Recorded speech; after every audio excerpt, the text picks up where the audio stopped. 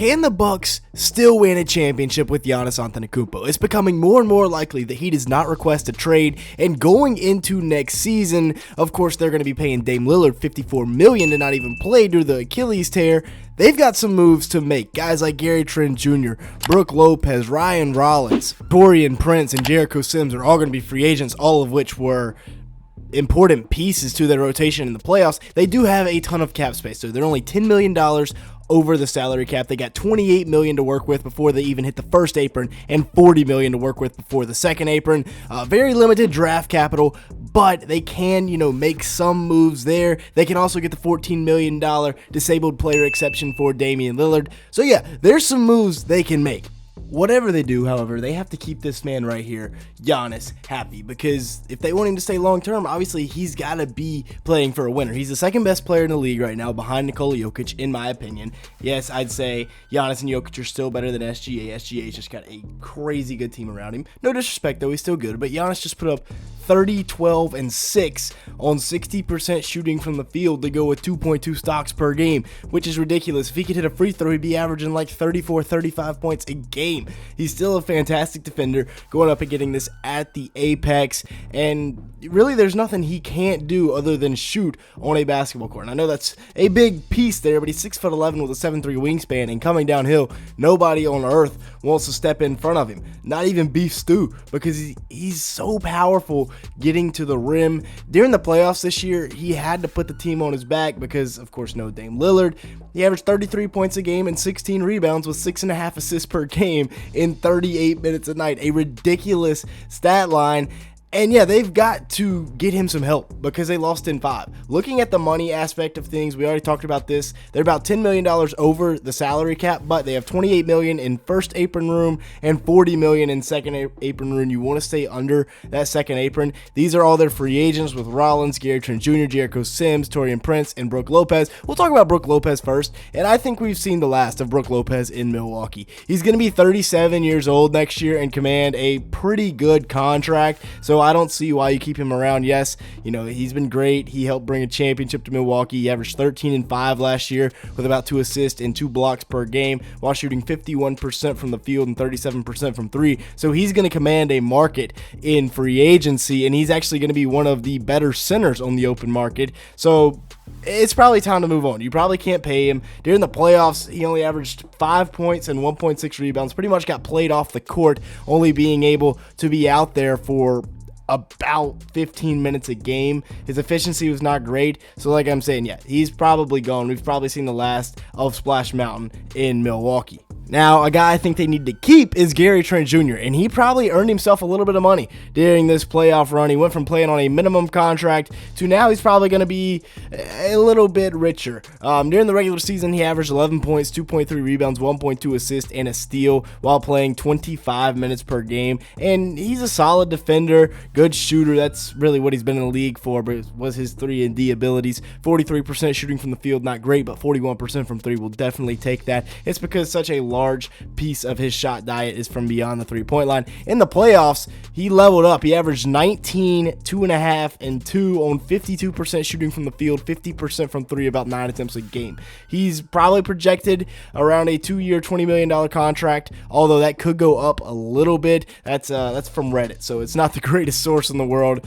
But, we'll see. He was playing on a minimum contract last year. He'll probably get a little bit more money. Jericho Sims, 27 years old.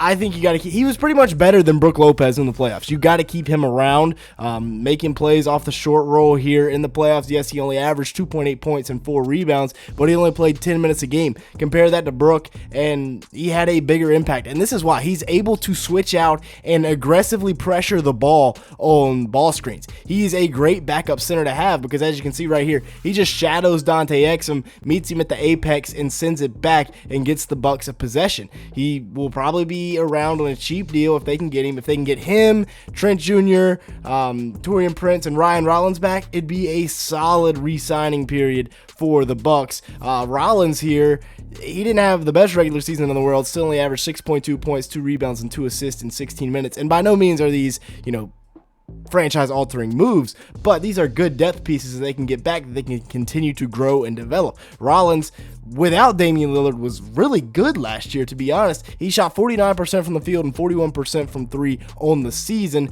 But like we said, once Damian Lillard went out at the end of the year, Rollins had to step up, and he did. He averaged 10.8 points a game, 4 rebounds, and 3 assists over the last 13 games of the season, while shooting 53% from the field and 48% from 3-on-3 attempts. He's on a rather cheap deal next year, hopefully, because, you know, he's a second-round pick. He didn't really produce that much. I think he would be just fine re-signing in Milwaukee because he will have a role with no Damian Lillard next year. Tory Prince at 6'8" with a 7-foot wingspan. He's the perfect wingman to have around Giannis, a guy that can defend and shoot the 3-ball, averaged 8.2 points, 3.6 rebounds, and 2 assists on 46% shooting from the field and 44% from 3. He will be 31 years old, so it's kind of 50-50. I'd say you bring him back if he's willing to come on like a league minimum or a really cheap contract. But yeah, probably just a 1-year deal type of thing, maybe 2-year deal for Tory Prince. But if you can bring 4 of those 5 guys back, you know, letting Brook walk, and then you got to go out and you got to replace Dame a little bit this year because Giannis is still going to be wanting to compete for a championship.